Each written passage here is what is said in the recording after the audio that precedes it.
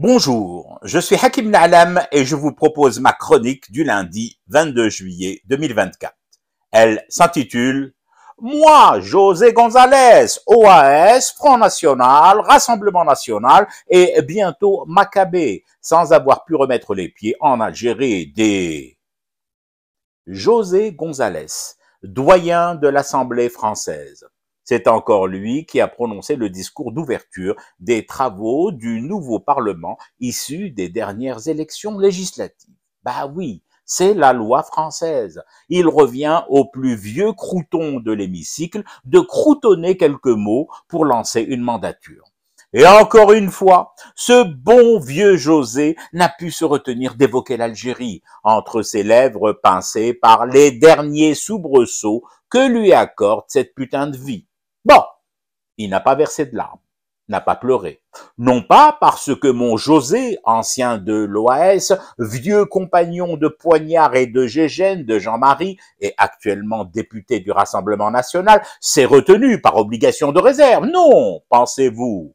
C'est juste qu'à partir d'un certain stade de décomposition, le corps refuse de sécréter ce qu'il n'a plus en stock, c'est-à-dire du liquide lacrymal.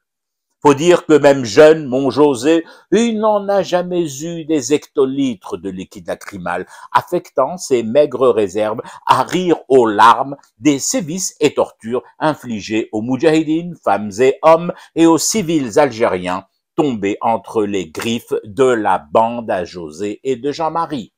Lorsqu'on est de corvée de bois, on n'a pas trop le temps de verser des larmes, n'est-ce pas, mon bon monsieur? Il était attendrissant, le González, à prononcer ces lettres qui composent le nom d'un pays, A-L-G-E-R-I-E. Pas de larmes, mais tout de même à un moment où ses intonations ont fléchi un chouïa. On a senti que ça se dérobait sous son pupitre. Heureusement qu'il était assis, mon José, et encore plus heureusement pour lui, les huissiers de l'Assemblée, ayant été prévenus que monsieur José, en bon escargot politique du Paléolithique, allait une fois de plus baver sur son sujet de prédilection, la des édits, eh bien ces fonctionnaires se tenaient prêts à le secourir, à lui tendre une fiole de sel ammoniaco. À l'ancienne, quoi!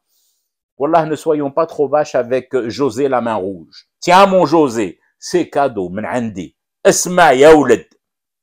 Je me promenais hier dans Alger Centre. Oui, bien sûr que vous avez construit des bâtiments là-bas. Mais enfin, nous n'allons tout de même pas nier ce fait. Eh bien, vois-tu, ces immeubles haussmanniens ont été restaurés dernièrement et quasiment à l'identique. Faut voir. Ils étaient baignés par un soleil radieux. Faut voir. Le ciel couvrait tout cela d'un bleu que même la flamme du RN ne peut pas rivaliser avec. Faut voir. Et juste en contrebas, la mer qui hésite, la coquette, entre une robe bleue ouverte à froufrou et cume blanc. Faut voir, faut voir, faut voir. Mais toi, mon José, tu ne verras pas, tu ne verras plus, tu ne verras plus jamais. Encore un ou deux discours comme ton tout dernier à l'Assemblée d'El-Fafa, 3 ou 4 postillons sur l'Algérie et hop, tu t'en iras sans avoir vu, sans avoir revu ta rue Michelet. Confidence pour confidence, sans que tu n'aies besoin de me torturer pour que je te l'avoue, mon José. Tu sais qui irradiait encore plus que le soleil au moment où je me promenais au cœur de ma capitale? Didouche. Eh oui, monsieur José, Mourad, l'indécrottable footballeur, mon José.